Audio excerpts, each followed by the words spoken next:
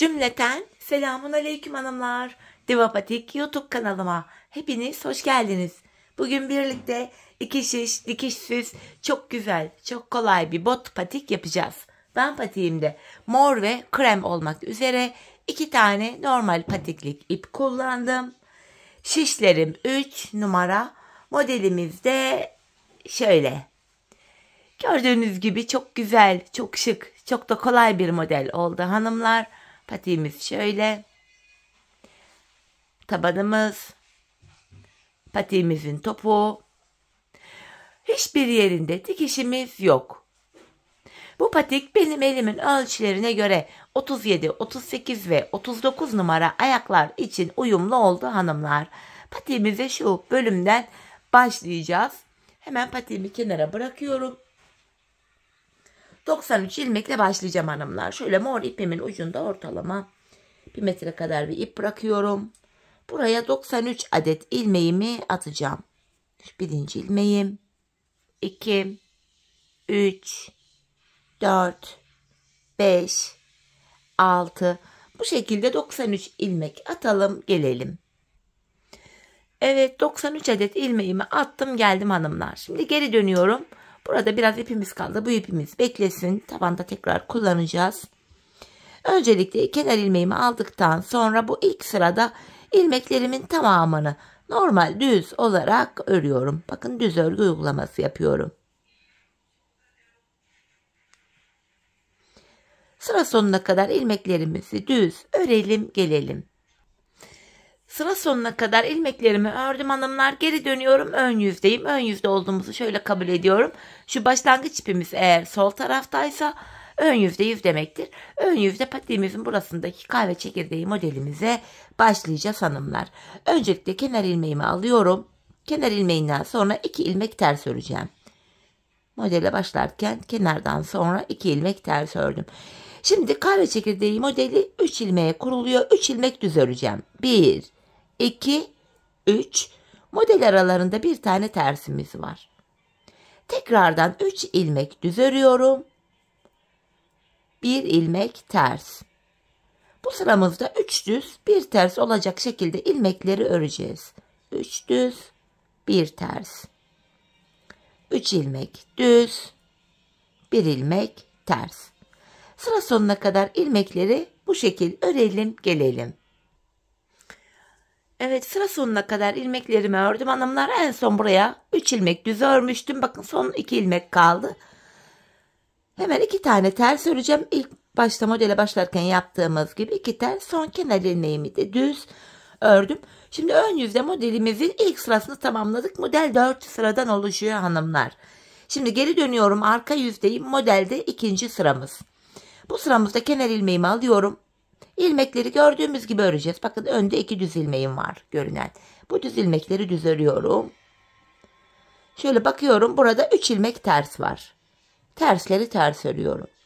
Modelin devamında 1 düz 3 ters olacak şekilde ilmekleri gördüğümüz gibi öreceğiz. Arka yüzde modelde 2. sıramız. 3 ters, 1 düz. 3 ters, 1 düz. Bu şekilde ilmekler gördüğümüz gibi örülüyor. Sıra sonuna kadar örelim gelelim. Sıra sonuna kadar ilmeklerimizi ördüm. Geri dönüyorum hanımlar. Tekrar ön yüzde 3. sıradayız. Bu sıramızda modelimiz şekillenecek. Kenar ilmeğimi alıyorum. Hemen yandaki 2 tersi ters örüyorum. Modelimizi şu 3 düz ilmek üzerine kuruyoruz. Bakın şu 3. ilmeğim var. Şu ilk 2 ilmeğimi şu 3. ilmeğimin içinden şöyle geçiriyorum. 3. ilmeğimi bıraktım. Burada 2 ilmek kaldı. Şimdi bu ilk ilmeği örüyorum. İpimi içime doladım. İkinciyi de ördüm. Tekrar 3 ilmeğimiz oldu. Aradaki bir tersimi ters örüyorum. Şimdi diğer modeli yapacağım. Bakın 3 tane düz ilmeğim var. 3. ilmeğimin içine girdim. İlk 2 ilmeğimi bakın şöyle 3.'ün içinden geçiriyorum. 3. ilmeği bıraktım. İlk ilmeğimi düz ördüm. İpimi şişime doladım. İkinciyi de örüyorum. Aradaki bir tersim ters. 3. modeli de yapalım. 3. ilmeği ilk 2 ilmeğin içinden geçirdim. Ardından ilk ilmeğimi örüyorum. İpimi şişime doladım. İkinciyi de ördüm. Arada bir ters var.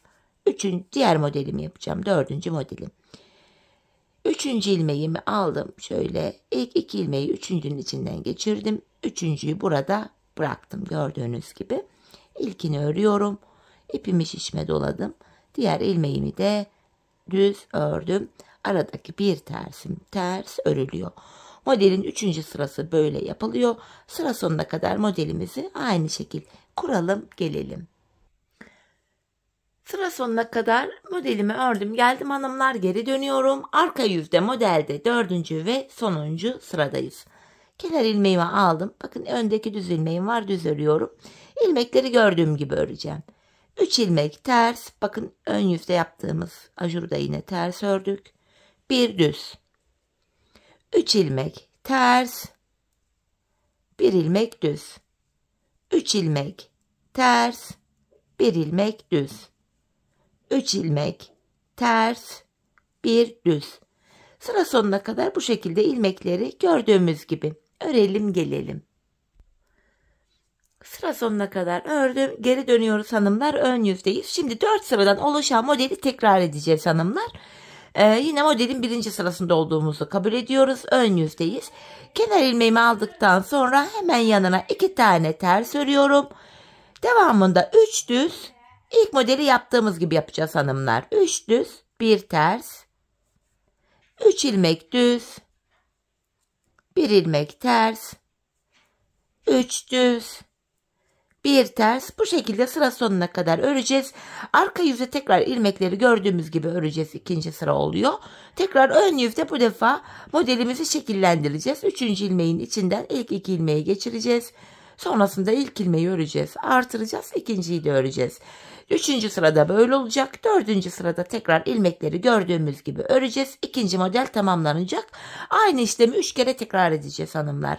Bu bölüme toplamda 3 kere model kuracağız. İlkini birlikte kurduk. İkincinin ilk sırasında başlattık.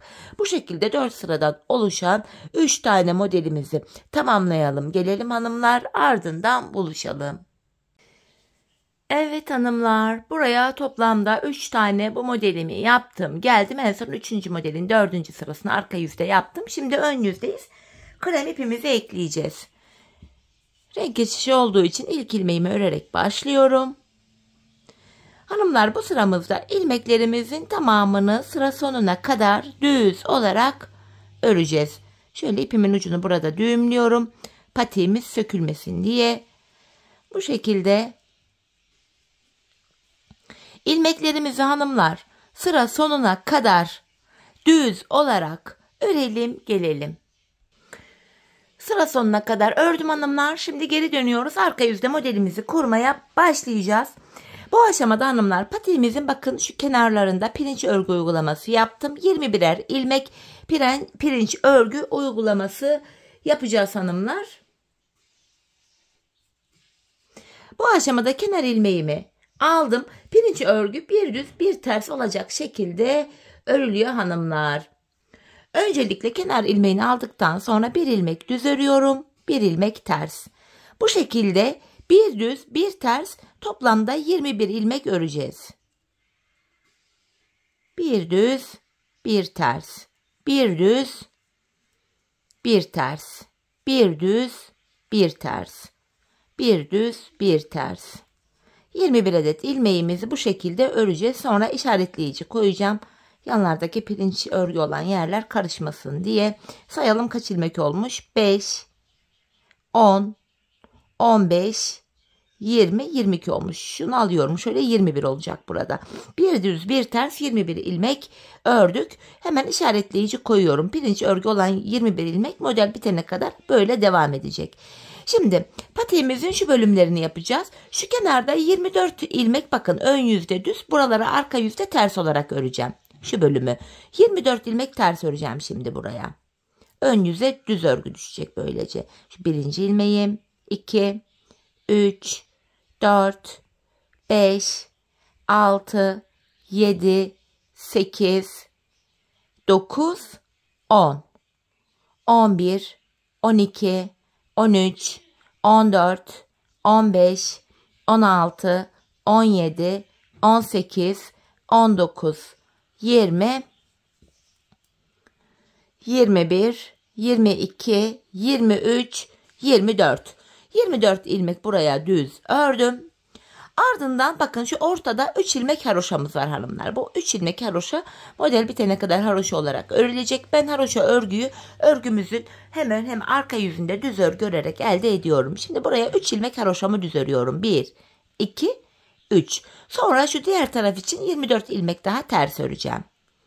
Şu birinci ilmeğim, 2, 3, 4, 5, 6, 7, 8, 9, 10, 11, 12, 13, 14, 15, 16, 17, 18, 19, 20, 21, 22, 23, 24 ilmek ters ördüm. Hemen işaretleyiciyi koyuyorum. Bakın şu kenarda 21 ilmek kaldı. 4, 8, 12, 16, 20, 21. Bu 21 ilmeği de pirinç örgü yapacağız hanımlar. Bir düz, bir ters. Bir düz, bir ters. Bir düz, bir ters. Bu şekilde sıra sonuna kadar bir düz, bir ters pirinç örgümü yapıyorum.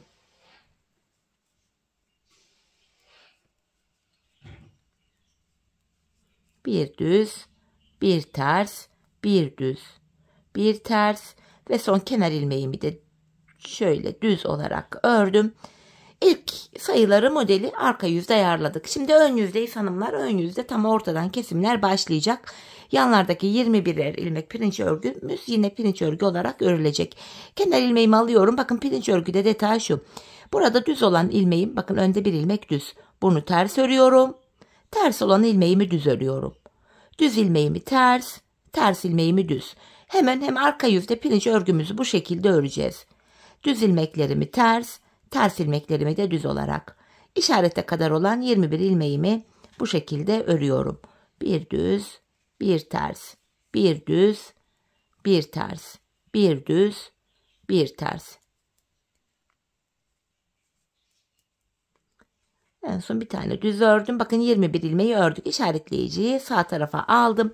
Şimdi hanımlar ortada 24 ilmek örmüştük. 3 ilmek haroşa yapmıştık. Ortadaki 3 ilmek haroşa. Bunun önündeki 4 ilmeğe kadar öreceğiz. Sonra kesim yapacağız. Şimdi ön yüzde buraları düz örüyorum. 3 haroşanın önündeki 4 ilmeğe kadar öreceğim hanımlar.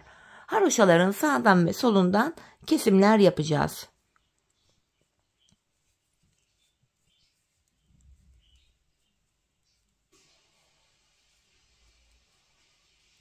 Şöyle bakıyorum. Bakın haroşam var. 3 haroşam ortada. Onun önündeki 4 ilmeğe kadar ördüm. Bu 4 ilmeği ikişer ikişer sağa doğru kesim yapacağız hanımlar. Sağ tarafta sağa doğru kesim yapacağız. Bakın öndeki 2 ilmeği alıyorum. Ya da şöyle de yapabilirsiniz. Şöyle içeriden girerek şöyle de kesim yapabilirsiniz. Ben öyle zorlandığım için ikinci ilmeği ilkinin önüne bırakıyorum. İkisini kestim. Şimdi öndeki şu 2 ilmeği kesim yapacağım. Bu 4 ilmeği ikişer ikişer sağa doğru kesim yapıyoruz. Bu şekilde. Ortadaki 3 haroşam yine haroşa olarak örülüyor. Şimdi 3 haroşadan sonra haroşanın solundaki 4 ilmeği de bu defa sol tarafta sola doğru kesim yapacağım. Yani 2 ilmeğin ikisini bir keserek ördüm. Sonra bu 2 ilmeği de yine keserek ördüm. Burada kesimlerimizi yaptık haroşanın sağından ve solundan. İşaretleyiciye kadar olan ilmeklerimi yine düz olarak örüyorum. Kesimlerimiz bu şekilde yapılıyor hanımlar. İşarete kadar ilmeklerimi düz örüyorum. Bu şekilde.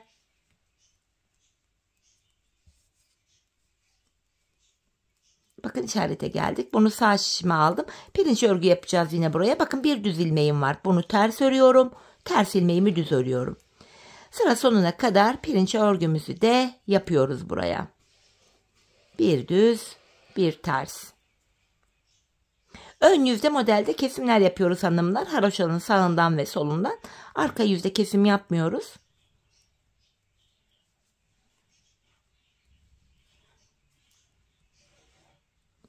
Bir düz ördüm ve son kenar ilmeğimi de düz olarak ördüm. Ön yüzde sırayı tamamladık. Şimdi geri dönüyorum hanımlar. Arka yüzdeyiz. Arka yüzde yine kenardaki 21 ilmeğimizi pirinç örgü olarak öreceğiz. Kenar ilmeğinden sonra bakın bir ters ilmek var. Bunu düz örüyorum. Düz ilmeği ters. ters ilmeği düz, düz ilmeği ters. Bir düz, bir ters. Bu şekilde işaretleyiciye kadar örelim gelelim. İşaretleyiciye kadar ördüm hanımlar. Bakın şu işareti yine alıyorum. Şimdi şu aradaki ilmekleri ters öreceğim. Sadece ortadaki 3 ilmek haroşam düz örülecek. Arka yüzde yapılacak işlem bu. Kesme işlemi yok. Bu aralardaki, kenarlardaki ilmekler ters örülüyor. Sadece ortadaki 3 haroşa ilmeğimi haroşa öreceğim. Oraya kadar ilmekleri örüyorum. Bu haroşaların sağına ve soluna da işaretleyici koyabilirsiniz kafanız karışıyorsa. Benim kafam karışmadığı için orta bölümde haroşalar belli zaten.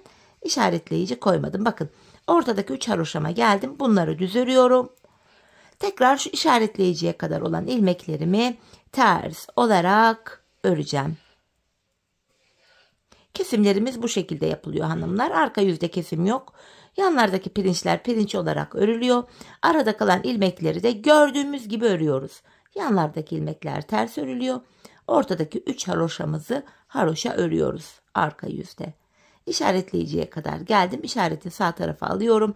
Yine ilmekler gördüğümüz gibi örülecek. Bakın bir ters ilmeğim var. Bunu düz ördüm. Düz ilmeğimi ters örüyorum. Bir düz, bir ters. Bu şekilde yine sıra sonuna kadar örelim gelelim. Evet hanımlar, yeniden ön yüzdeyiz.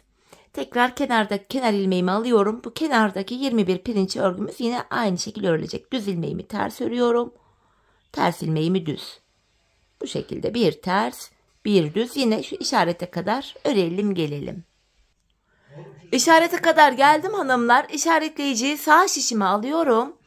Yine bakın orta bölüme geldik. Şu 3 haroşamın önündeki 4 ilmeğe kadar öreceğim yine. Burada ilmeklerimi ön yüzdeyim düz olarak örüyorum. Haroşanın önündeki 4 ilmeğe kadar. Bu şekilde. Sonra yine kesimlerimizi yapacağız. Bakın burada 3 haroşam. Burada önündeki 4 ilmeğe kadar şöyle ördüm. Tekrar şu ilmekleri ikili ikili sağa doğru kesim yapacağım. İkinci ilmeği ilkin önüne alıp ikisini kestim. Tekrar bu ikili ilmeği de aynı şekilde ikinci ilmeği alıp ilkinin önüne bırakıp ikisini kesiyorum. Ortadaki 3 haroşamı yine düz ördüm. Haroşamın solundaki 4 ilmekle de kesim yapacağım. İkişer ikişer sola doğru keseceğim. Öndeki 2 ilmeği kestim. Hemen yanındaki ikili ilmeği de kesiyorum. Bu şekilde. Tekrar işaretleyiciye kadar ilmeklerimi düz öreceğim.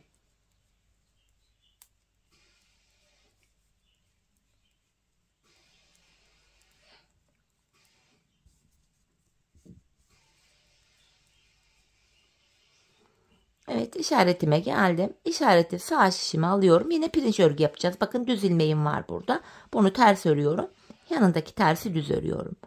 Bu şekilde pirinç örgümüzü sıra sonuna kadar örelim gelelim. Evet, ilmeklerimi ördüm geldim hanımlar. Geri dönüyoruz. Arka yüzde yine yapacağımız işlem aynı. Kenar ilmeğinden sonra yanlardaki pirinç örgüler aynı şekil örülecek. Yanlardaki 21'er pirinç örgü. Ardından şu aradaki ilmekler. Yanlardaki ilmekler ters örülüyor. Sadece ortadaki 3 ilmek haroşamızı düz öreceğiz. Sonra kalan 21 pirinç ilmeğimizi de yine aynı şekil örelim. Ön yüzde buluşalım. Arka yüzde ilmeklerimi ördüm. Geldim hanımlar, tekrar ön yüzdeyiz. Yine sizlere kesimi tekrar göstereyim iyice anlaşılsın diye.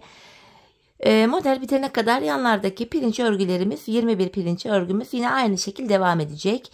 Düz ilmeklerimi ters ilmeklerimi düz olarak örüyorum. Pirinç örgümü oluşturuyorum böylece. Yandaki 21 ilmeğimi bu şekilde öreceğim.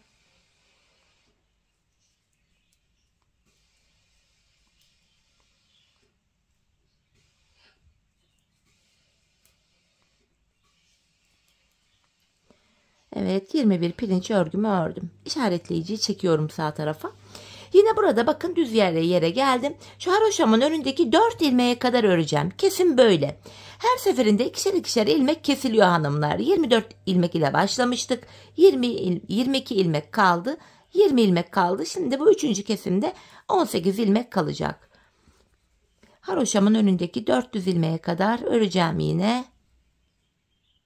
Bakın 1, 2, 3, 4 ilmek kaldı.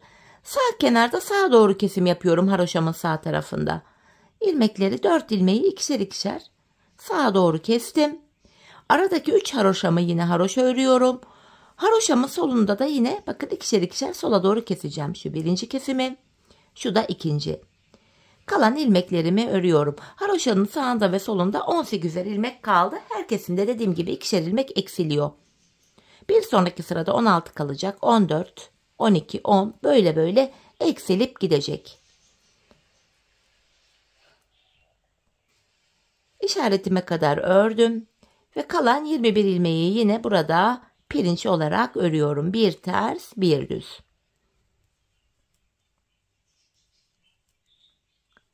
Bu şekilde patiğimizin devamı böyle ilerleyecek hanımlar. Dediğim gibi yanlardaki 21'er ilmek pirinç örgümüz yine pirinç olarak örülecek modelimiz bitene kadar. Son ilmeğimi de ön yüzde düz ördüm. Evet, model böyle devam edecek. Şimdi geri döneceğiz. Arka yüzde yanlardaki pirinç örgülerimiz yine aynı şekilde devam edecek. Ortada da şu kenarları ters örüyoruz. Sadece ortadaki 3 haroşamızı haroşa olarak örüyoruz. Ardından ön yüzde tekrar 21 pirinci ördükten sonra yine haroşaların önündeki 4 ilmeğe kadar öreceğiz. İkişer ikişer sağa doğru keseceğiz. Sonra haroşayı ördükten sonra sol taraftaki 4 ilmeği de ikişer ikişer sola doğru keseceğiz. Bu şekilde patiğimizin şu bölümünü tamamlayacağız. Bakın düz ilmekler azalarak gitmiş böyle. Hanımlar biz bu kesme işlemine şu orta bölümde 7 ilmek kalana kadar devam edeceğiz. Bakın arada şöyle işaretleyici var. İki işaretleyicinin arasında şurada 7 ilmek kalana kadar devam edeceğiz. Her seferinde size gösterdiğim gibi kesimleri yapacağız. Ve yanlardaki 21'er pirincimiz sabit kalacak. Bu ilmekler sabit kalacak. Şimdi hep birlikte patiğimizi bu bölüme gelene kadar yapalım. Gelelim sonrasında buluşalım. Bilek bölümüne geçeceğiz hanımlar. Evet hanımlar, tam ortada 7 ilmeğim kalana kadar bakın şu ön bölümde kesimlerimi yaptım. Şöyle bir görüntümüz var. Ayağı giyilince şöyle duracak. Patiğin ön bölümü oluyor burası. Şimdi burada en son ortada 7 ilmek kalmıştı. Ön yüzdeyiz. Alttan şöyle geniş bir şekilde tutarak lila ipimi getiriyorum. Çünkü lila ile devam edeceğiz hanımlar bu bölümde. İlk ilmeğimi renk geçişi olduğu için örüyorum.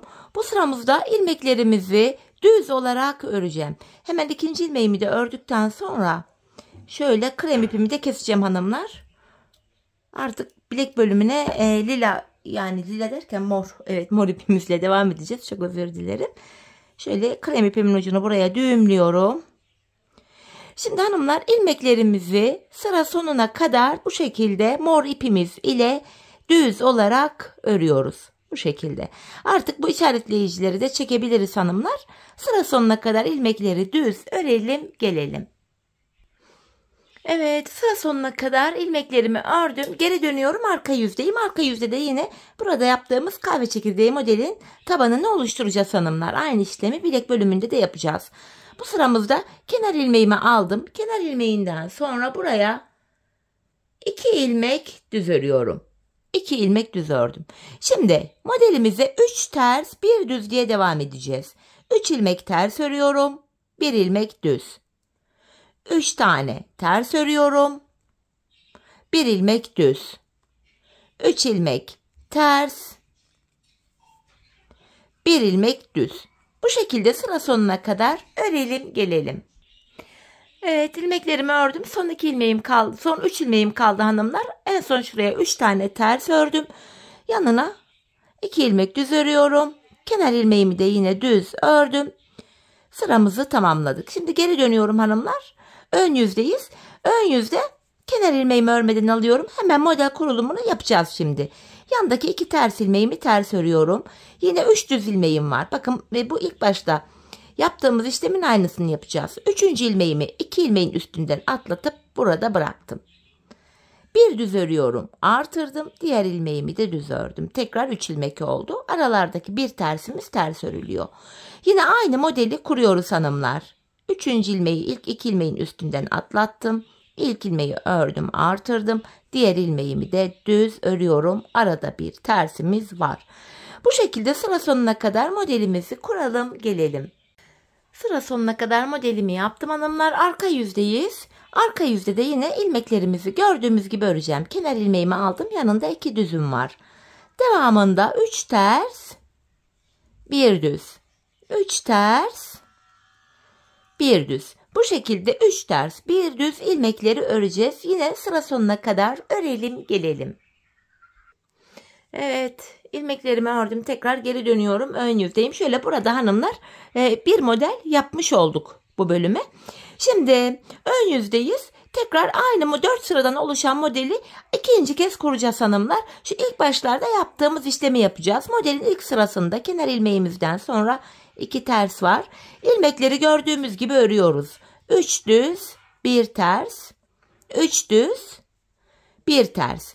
Bu şekilde ön yüzde öreceğiz. Arka yüzde de tekrar ikinci sırada ilmekleri gördüğümüz gibi öreceğiz. Üçüncü sırada tekrar modeli şekillendireceğiz. Ön yüzde, arka yüzde tekrar ilmekleri gördüğümüz gibi öreceğiz. İkinci model tamamlanacak. Sonra aynı işlemi üçüncü kez yapacağız. Çünkü patiğimizin boğaz kısmına da ben 3 tane kahve çekirdeği modelimden yaptım. Üçüncü modelin dördüncü sırası bitince kesimimi yaptım hanımlar.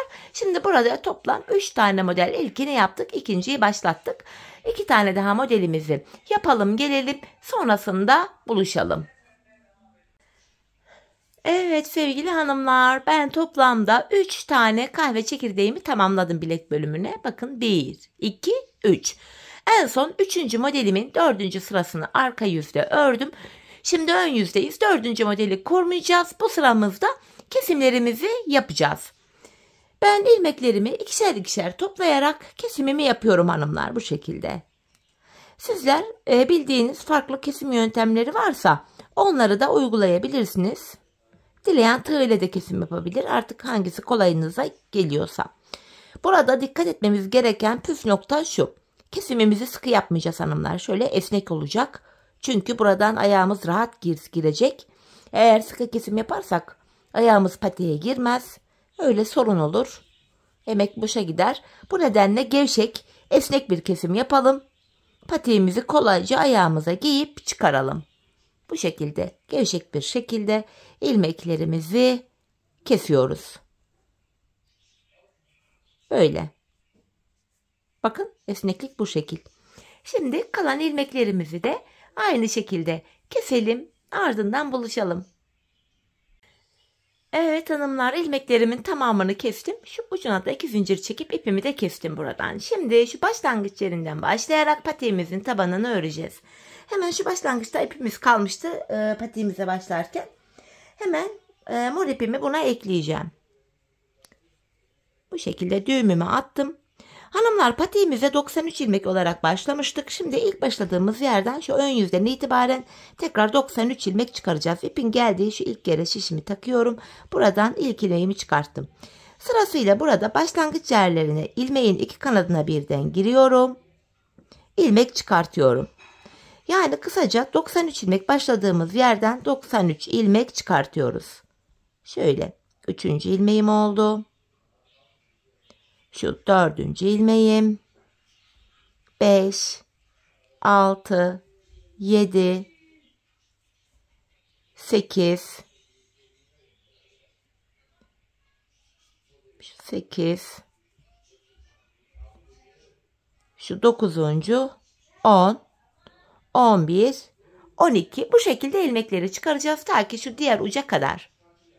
Buraya kadar toplam yine 93 adet ilmeğimizi çıkaralım, ardından buluşalım. Evet, sıra sonuna kadar toplamda 93 adet ilmeğimi çıkarttım. Geldim hanımlar, şimdi geri dönüyorum, arka yüzdeyim. Bu aşamada kenar ilmeğimi aldıktan sonra devamındaki ilmeklerimi sırası ile normal düz yani haroşa olarak öreceğim. Sıra sonuna kadar ilmeklerimizi bu şekilde düz örelim gelelim. Evet hanımlar, ilmeklerimi ördüm. Şimdi ön yüzdeyiz. Artık burundan başlayarak tabanımıza geçiş yapacağız. Hanımlar, şişimizde toplam 93 ilmeğimiz vardı. Buruna ilk başta 7 ilmek ayıracağız. 93'ten 7 ilmek ayırınca geriye 86 ilmek kalıyor. 86 ilmeği de iki yana eşit paylaştırınca yanlara 43'er ilmek düşüyor. Tabanımızı yapabilmek için öncelikle şu ön yüzde ilk kenardaki 43 ilmeği öreceğiz. Kenar ilmeği 1, 2, 3, 4, 5, 6 bu şekilde 43 ilmeğimizi örelim gelelim. 43 ilmek ördüm geldim hanımlar. Şimdi patiğimizin burun kısmı için 7 ilmek daha öreceğim. 1, 2, 3, 4, 5, 6, 7. Saydığımızda da şu tarafta da 43 ilmek kalıyor. 7 ilmekten sonra geri dönüyorum. Bu taban bölümde ipimiz hep karşı tarafta olacak ve ilk ilmeği örmeden alacağız. Şu ikinci ilmeğim 3, 4, 5, 6, 7 ilmeğimi yine düz ördüm. Yani buralarda haroşa örgü yapıyoruz. Tekrar geri dönüyorum. Şimdi buraya 7 ilmek ile bir diş haroşa yaptık. Tabanımız 13 ilmek olacak hanımlar. Şu anda 7 ilmek var. 13 olana kadar her sırada yanlardan birer ilmek örerek ortaya ekleyeceğiz.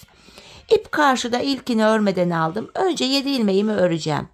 4, 5, 6, 7. Bir ilmek de kenardan örerek ortaya ekledim. 8 oldu. Geri dönüyorum. İpim karşıda, ilk ilmeğimi örmeden alıyorum. 8 ilmeğimi öreceğim şimdi. 2, 3, 4, 5, 6, 7, 8. Bir ilmek de kenardan örerek ortaya ekledim. 9 etti. Geri dönüyorum. Yine ipim karşıda, ilkini örmeden aldım. Ortadaki 9 ilmek örülüyor. 5, 6, 7, 8, 9. Bir ilmek de hemen kenardan örerek ortaya ekledim. 10 etti. Geri dönüyorum. Yine ip karşıda, ilk ilmeği örmeden aldım. Şimdi 10 ilmeğimizi öreceğim. 6, 7, 8, 9, 10. Bir ilmek de kenardan ördüm. Ortaya ekledik. Onu da ortada 11 oldu. 13 olana kadar devam ediyoruz yine. İp karşıda, ilkini örmeden aldım. Şimdi 11 ilmeğimi öreceğim. 6, 7, 8, 9, 10, 11. Bir ilmek de kenardan örerek ortaya ekledim. 12. Geri döndüm. Yine ipim karşıda, ilk ilmeğimi aldım. 12 ilmeğimi örüyorum. 5, 6, 7, 8, 9, 10, 11, 12. Bir ilmek de kenardan örerek ortaya ekledim. 13. Şimdi tabanımızda hanımlar 13 ilmeğimiz oldu. Artık 13 ilmekle tabanımız örülecek. Kesimlerimiz de başlayacak şimdi. Tabanda 13 ilmeğimiz var. 12 ilmeği öreceğiz. 13. de kesim yapacağız. İp karşıda, ilk ilmeği örmeden aldım. 12 ilmeğimi örüyorum. 5, 6, 7, 8, 9, 10, 11, 12. 13. ilmekte yandan da bir ilmek alıp ikisini kestim. Geri dönüyorum. Yine ipim karşıda, ilk ilmeği örmeden aldım. 12 ilmeğimi öreceğim. 5, 6, 7, 8, 9, 10, 11, 12. 13. ilmekte yandan da bir ilmek alıp ikisini kesiyorum. Yapacağımız işlem bu hanımlar. 12 ilmek öreceğiz. 13. de kesimi yapacağız. Yine bakın 5 oldu. 6, 7, 8, 9, 10, 11, 12. 13. de kesimimi yapıyorum. Bakın patiğimizin tabanı 13 ilmekle bu şekilde örülecek. Hanımlar, biz bu kesme işlemine şu sağ ve sol tarafta ilmekler var. Bu ilmekler bitene kadar devam edeceğiz. Kesim sonunda şişimizde sadece tabanda kullandığımız 13 ilmek kalacak. Şimdi hep birlikte tabanımızı örelim, gelelim. Evet hanımlar, patiğimin tabanını ördüm geldim. Şişimde sadece 13 ilmeğim kaldı. Yanlardaki ilmekler bitti. Şimdi bu 13 ilmek ile patiğimizin şu arka bölümlerini yapacağız. Bu topuk bölümünü. Burada da yine haroşa örgü yapacağız hanımlar. Öncelikle ipim karşıda, yine ilk ilmeğimi örmeden aldım. Hanımlar, son 2 ilmeğim kalana kadar ilmeklerimi örüyorum. Bakın son 2 ilmek kaldı. Bunu keserek ördüm. Şişimde 12 ilmeğim kaldı hanımlar. Bu aşamada bakın şuralarda kenar ilmek yerleri var. Hemen şuradaki ilk kenar ilmek yerine bakın şuraya. İlmeğin iki kanadına birden girerek bir ilmek çıkartıyorum. Burada tekrar 13 ilmeğimiz oluyor. Bu şekilde hem patiğimizin arkasını örmüş oluyoruz, hem de arka bölüm şu kenarlara eklenmiş oluyor.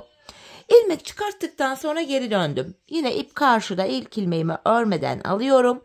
Aynı işlemi yapacağım. Yani son 2 ilmeğim kalana kadar öreceğim. Son 2 ilmeğimi kestim. Geri dönüyorum. Şu sağ kenarda ilmek çıkartırken ön yüzde çıkaracağım. Öyle daha çok kolayıma gidiyor. Bakın hemen şuradaki kenar ilmek yerine ilk girerek ilmek çıkartıyorum. Tekrar 13 ilmeğimiz oldu. Patiğimizin arkası bu şekilde 13 ilmek ile örülüyor hanımlar. Tekrardan son 2 kalana kadar ördüm. Son 2'yi kesiyorum. Bir sonraki kenar ilmek yerinden ilmek çıkarttım. Geri dönüyoruz. Yine ilk ilmeğimi aldım. Son 2 ilmeğim kalana kadar örüyorum. Son 2 ilmeğimi kestim. Geri dönüyorum ve bir sonraki kenar ilmek yerine girerek ilmeğimi çıkarttım. Patiğimizin arkasını böyle yapacağız hanımlar. Bu bölümde bakın bu bilek bölümünde yani boğaz kısmında kahve çekirdeği modeli uygulamıştık. Yine arka bölümde de hanımlar bu boğaz kısmında kahve çekirdeği modeli uygulayacağız. Bu bölümde bakın burada mor kenar ilmek yerlerine bakın son kenar ilmek yerlerine gelene kadar mor olan yerlere gelene kadar mor ipimizi kullanacağız. Krem olan yerlerde de model bütünlüğü sağlansın diye krem ipimizi kullanacağız hanımlar. Mor kenar ilmek yerlerine kadar mor ipimizi, son krem kenar ilmek yerlerine gelene kadar da krem ipimizi kullanacağız. Bu bölüme kadar haroşa yapacağız. Sonrasında bu bilek bölümünde yine arka bölümünde kahve çekirdeği modelini uygulayacağız. Şimdi şu son krem kenar ilmek yerlerine gelene kadar haroşa olarak örelim. Sonrasında buluşalım. Kahve çekirdeği desenini birlikte yapalım. Evet hanımlar, patiğimin arka bölümünü yaptım. Mor yerleri mor, krem olanları da krem ile. Burada son krem kenar ilmek yerlerine kadar gelene kadar ördüm. Şimdi alttan şöyle mor ipimi alıyorum. Çok sıkmadan biraz gevşek bırakarak şöyle. Şimdi mor ile devam edeceğiz. İlk ilmeğimi örerek başladım. Burada ilmeklerimizi öreceğiz hanımlar düz olarak. Ön yüzdeyiz. Hemen krem ipimi de keseceğim. Çünkü krem ile işimiz kalmadı. Mor ile devam edeceğiz. Şöyle krem ipimin ucunu mora düğümledim. Sıra sonuna kadar ilmeklerimi mor ile örüyorum. Bu şekilde kremin ucunda gizleyerek getirdim. Yine son 2 ilmek kalana kadar örüyorum hanımlar. Bakın son 2 ilmek kaldı. Tekrar son 2 ilmeği kestim ve hemen mor kenar ilmek yerine girerek ilmeğimi çıkarttım. Bu şekilde. Ardından geri dönüyorum. Bu defa şöyle ilk ilmeğimi örmeden aldım. İlk ilmeğimi bu şekilde aldım. 3 ters öreceğim. Kahve çekirdeği modelini yapacağız. 3 ilmek ters, 1 ilmek düz. 3 ilmek ters örüyorum. 1 ilmek düz. 3 ilmek ters, 2 tane ördüm. 3. ters ilmeği örerken bakın son 2 ilmek geldi. Tersten kesiyorum son 2 ilmeği. Geri döndüm. Hemen buradaki mor kenar ilmek yerine girerek ilmeğimi çıkarttım. Bakın hanımlar, patiğimizin şöyle göstereyim. Şu arka bölümünde de hemen kahve çekirdeği modelini uygulayacağız. Bu aşamada ilk ilmeğimi örmeden alıyorum. Bakın önde 3 düz ilmek var. 3. ilmeği ilk 2 ilmeğin üstünden atlattım. İlk ilmeğimi örüyorum. İpimi şişime doladım. Yanındaki ilmeği de ördüm. Aradaki bir tersim ters. Tekrardan 3. düz ilmeğimi ilk 2 düz ilmeğin üstünden atlatıp bırakıyorum burada. Bir ilmek ördüm, artırdım. Bir diğerini de örüyorum. Yanında bir ilmek tersimiz var. Geldik hanımlar buraya bakın. 3. ilmeği ilk 2 ilmeğin üstünden atlattım. İlk ilmeği örüyorum. İpimi şişime doladım. Bakın son 2 ilmek kaldı. Son 2 ilmeği yine keserek örüyorum ve sıradaki kenar ilmek yerinden ilmeğimi çıkarttım. Geri dönüyoruz. İlk ilmeğimi yine almıyorum. Arka yüzde ilmekleri gördüğüm gibi öreceğim. 3 ters, 1 düz. 3 ters, 1 düz, 3 ters. 2 ters ördüm. Bakın 3. tersimde öndeki 2 ilmeği tersten kesiyorum. Geri döndüm. Burada da yine bir sonraki kenar ilmek yerinden ilmek çıkarttım. Şimdi tekrardan hanımlar ön yüzdeyiz. İlmekleri gördüğümüz gibi öreceğiz. 3 düz 1 ters olacak şekilde. 1 ters. 2 düz ördüm. 3. düz örerken öndeki 2 ilmeğimi kestim. Sıradaki kenar ilmek yerinden ilmeğimi çıkarttım. Geri dönüyorum. Arka yüzde yine ilk ilmeğimi aldım. Tekrar ilmekleri gördüğümüz gibi örüyoruz. 3 ters, 1 düz. 3 ters, 1 düz. 2 ters ördüm. 3. terste öndeki 2 ilmeği tersten kesiyorum. Geri döndüm. Bakın burada da sıradaki kenar ilmek yerinden ilmek çıkarttım. Bu sırada yine kahve çekirdeği modeli kuracağız. 3. ilmeği ilk 2 ilmeğin üstünden atlattım. bir düz örüyorum. Artırdım. Diğer ilmeği de düz ördüm. Arada bir tersim var. Üçüncü ilmeği ilk iki ilmeğin üstünden atlattım. Bir düz örüyorum. Artırdım. Diğerini de düz ördüm. Aradaki bir tersimi ters örüyorum. Tekrar şu üçüncü ilmeği ilk iki ilmekten atlattım. Bir düz ördüm. Artırdım. Bu diğer düz örerken bakın son iki kaldı. Yanındakini de alıp ikisini kesiyorum ve sıradaki kenar ilmek yerinden ilmeğimi çıkartıyorum. Bakın bir iki tane kahve çekirdeğini yaptık. Şimdi tekrardan aynı işleme devam edeceğiz. Son kenar ilmek yerlerine gelene kadar, oraya gelene kadar da zaten bir tane daha yapmış olacağız. Bakın şu bilek bölümünde 3 tane kahve çekirdeğimiz vardı. Burayı yaparken burada da yine 3 tane olacak. Bu şekilde patiğimizin arka bölümünü de tamamlayalım gelelim. Evet, bakın son kenar ilmek yerlerine gelene kadar kahve çekirdeği modelimi de yaptım. 3 tane model oldu burada da. Artık ilmeklerimi kesiyorum. Hemen şu bilekteki ipin ucunda gizleyerek kesimimi yapayım. İkişer ikişer toplayarak ilmeklerimi keseceğim hanımlar. Bu şekilde. Böylece patiğimizi de tamamlamış olduk. Hemen tamamını keseceğiz ilmeklerin. Bu şekilde. Son bir ilmeğim kaldı. Onu da kesiyorum.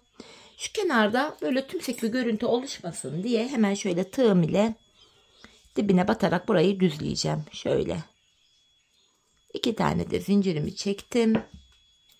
Ve ipimi kesiyorum. Hemen ipimizin ucunu gizleyelim. Patiğimize bakalım hanımlar. Bütün olarak nasıl olmuş, nasıl görünüyor. İnceleyelim.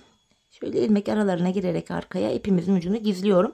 Buna dikkat edelim hanımlar. Eğer gizleme yapmazsanız ayağı giydikten sonra bu ipler dışarı çıkar. Hoş bir görüntü olmaz. Bu nedenle iplerimizi gizleyelim. Evet.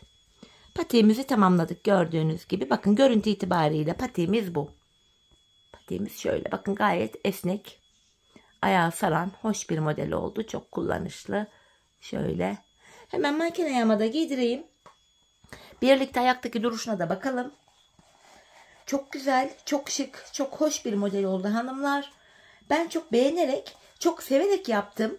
Umarım sizler de patiğinizi benimle birlikte beğenerek, severek yaparsınız. Yapacak olanlara da şimdiden kolay gelsin diyorum. Evet hanımlar, bakın patiğimizin ayaktaki duruşu da bu şekilde. Şöyle, gayet esnek. Ayağı rahat giriyor. Manken ayak bilek bölümü kısa olduğu için tam durmadı. Fakat normal ayağı giyince şurası bileği sarıyor. Patiğimizin önden duruşu böyle. Tabanımız, topuğumuz. Model bu. Evet hanımlar, yine birlikte güzel bir modelin daha sonuna geldik.